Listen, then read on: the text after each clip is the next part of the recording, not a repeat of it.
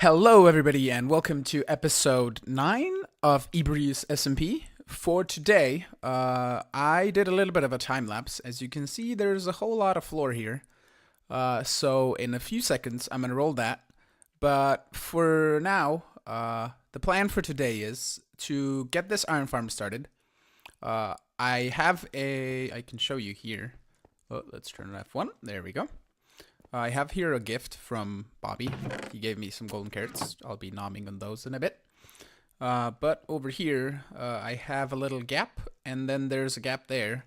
So the iron that's going to poop out of the iron golem comes out of there where you see the hole. And it's going to poop into there. And then in the end, we're going to split it in two.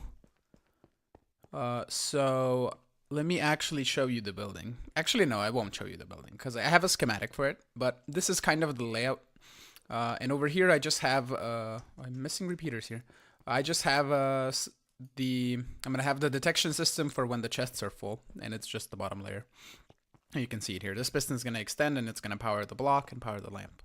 But over here, I'm missing a sea lantern, and this is where the item elevator is going to come up from one side and the other. So like this is the center, so it'll split in half here and then go up there. So I need to go dig a 3x3 hole down here and probably fill in the, I'll fill in the thing with glass because there's a bunch of ocean. Yeah, so I'll do that. But for now, I want you to enjoy the time lapse of me and Drax building this floor.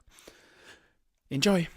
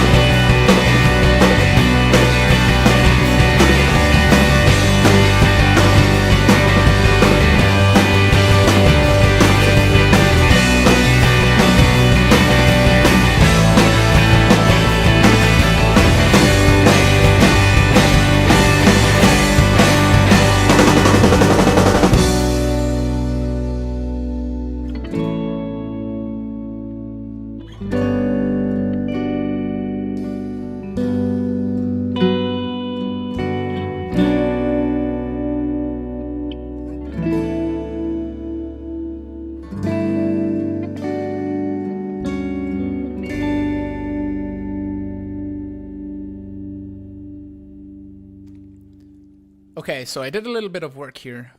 This is the water stream where the items were gonna drop down, and they're gonna come over here, and they're gonna get split into two.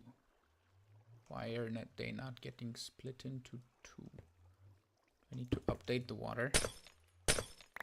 Ha, there we go. Okay, so they're gonna split in half. This is gonna be the filter for poppies. So I have to get some poppies in here once the golems start dropping them. And then the hoppers just are on an item filter here, and they lead into these two chests and then into this dropper. And the dropper is on a comparator clock, which you can see back here. It's just 6 comparators on a redstone torch that is right over here. So it pulses the dropper every like 10 or so seconds, and it's gonna drop a poppy into this portal. And I need to put in some stone so things don't look ugly. And I probably need a way out of here, but that is... it'll be here. There it is. That's fine. We can block this off. This portal links up to the same portal that the top one up there links to. But it's alright because the items pop out behind the portal, so I'm gonna just put a lava bucket there to burn the items. We can grab this from here. I use this to do the filters. We can leave a crafting table here. I don't know if I'm gonna close these signs because I have no other way of getting in there. Actually, I forgot to show you this. The item elevator is from Ilmango, and I'm missing a water source as well. Good thing I came back here. I'm gonna link his video for this is the 1.9 fix for item elevators, which when they broke the fence elevator. But basically, if I drop, let's say, some netherrack or some andesite here, like both sides, you can see it's gonna... oh, yeah, it probably went in here. Oh, that is fine. I'll just drop it here. You can see it waits. Once it opens, goes in, pressure plate turns it on, compare to pulse extender, closes this, and then the trapdoor puts it so it goes up top, which is nice. Up top, nothing really much has changed, except I moved the nether portal, which you come through the spawn chunks, just to a different location, which is right over there. It was more like here. That is better. And let's go through just so I show you how the items are going or where they're coming out of.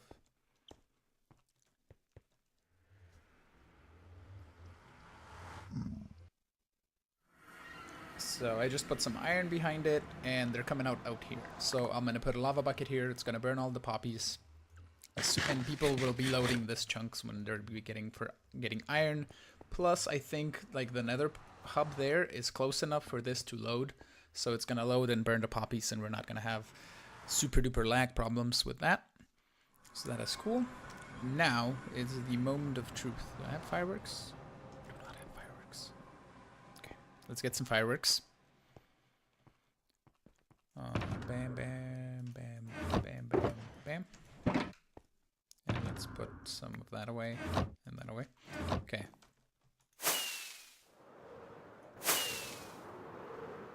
It is the moment of truth. I think the villagers should be fine. Nothing should have really happened to them. Yeah, they're all good. Everything is good here. Let us get to the button.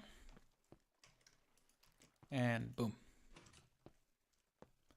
Should have all reset. The timers should be ticking now. Like this timer should go. Yeah. This timer is going.